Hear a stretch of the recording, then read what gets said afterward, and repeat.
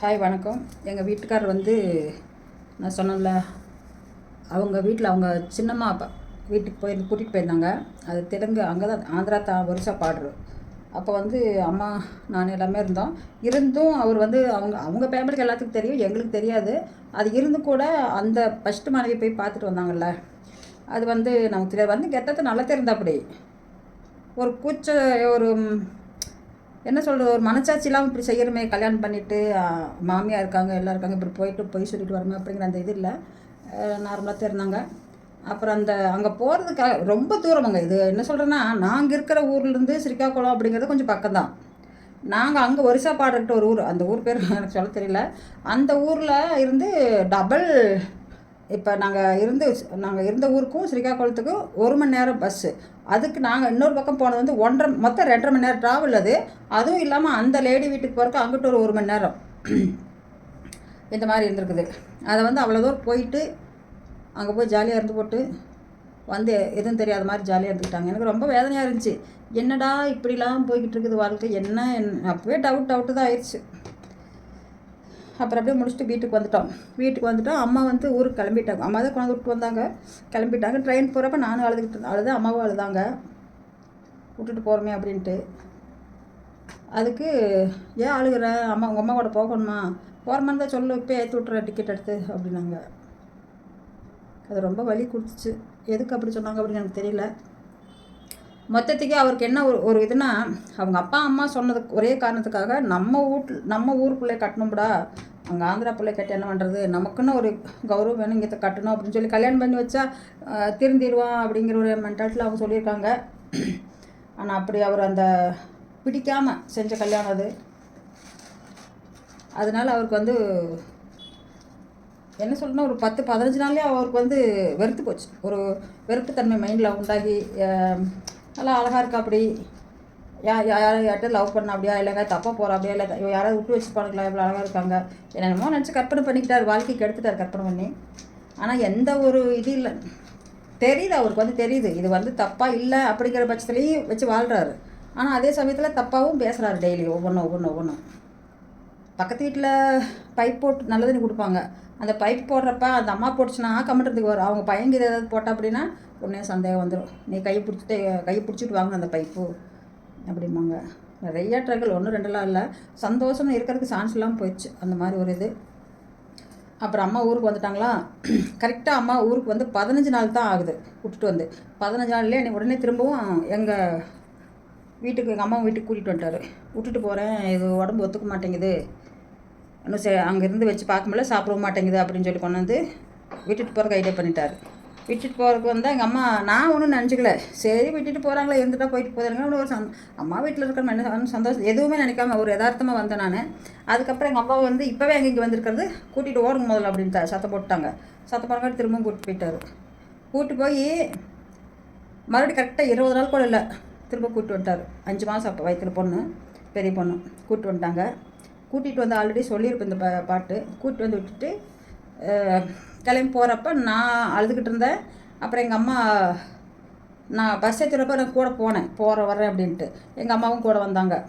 எங்கே தனியாக அங்கே புள்ள போகிறாளே அப்படின்ட்டு. மனசு வேதனை இருக்குங்களா. உண்மையாக அவர் வந்து உண்மையாக வந்து நேசித்தேன்.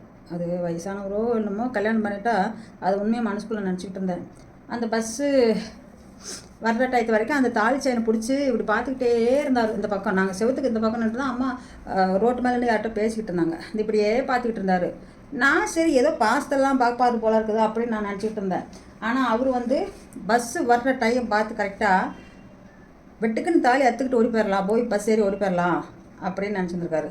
ஆனால் ஒரு முட்டாள்தனமான வேலை தானே அது. நீ வெட்டுக்குன்னு அத்துக்கிட்டு போனீங்கன்னு வச்சுக்குவேன், போயிடலாம், ஓகே. ஆனால் விட்டுருவாங்களா? இந்த சொந்த ஊர் இங்கே நம்ம பக்கத்துலேயே இருக்குது, அங்கே வந்து தான் நான் ஆகணும் பழைய ஊரியம். என்ன ஒரு ஐடியான்னு பாருங்கள். அப்படி ஒரு இது விட்டுட்டு போயிட்டா. அப்படி எங்கள் அம்மா பஸ் வருது அப்படின்னாங்க. அப்புறம் வேகமாக போயிட்டு சரி போயிட்டு வர அப்படின்ட்டு போயிட்டா. அப்படி பஸ் ஏறி திரும்பி பார்த்தா, அப்படி உன்னை பார்க்குது இதாண்டி கடைசி அப்படின்னு நினச்சி பார்த்துருப்பா. அப்படி போயிட்டாங்க. போனதுக்கப்புறம் லெட்டர் சும்மா திட்டி போடுவாங்க. உன்னை யார் ரோட்லேயே வச்சு தீர்த்துட்றேன், எங்கள் சின்னம்மா வந்து அந்த வயிற்றில் இருக்கிற குட்டிக்கு 10,000 கொடுத்து தீர்த்துட்றா அப்படின்னு சொன்னாங்க, நீ பிடிக்கல, நீ நல்லவ கிடையாது, அந்த தார் ரோட்லேயே அங்கனே வச்சு உன்னை தீர்த்துட்றேன். இப்படியே லெட்டர் டெய்லி ஒன்று வந்துக்கிட்டே இருக்கும்.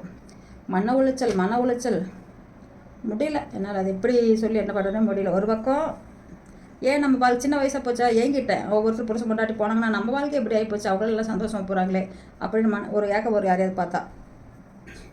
அப்புறம் அப்படியே கொஞ்சம் கொஞ்சம் காலம் கடந்து பெரிய பொண்ணு பிறந்துருச்சு. பெரிய பொண்ணு பிறக்கிறதுக்கு முன்னாடி 3 நாளைக்கு முன்னாடி தான் வந்துட்டு போகிறா அப்படி அவங்க அம்மா வீட்டுக்கு. அவங்க அம்மா வீட்டுக்கும் எங்கள் வீட்டுக்கும் ஒரு 3 கிலோமீட்ரு, அதுக்கு இதுக்கு ஒரு 3 கிலோமீட்டர் தான்.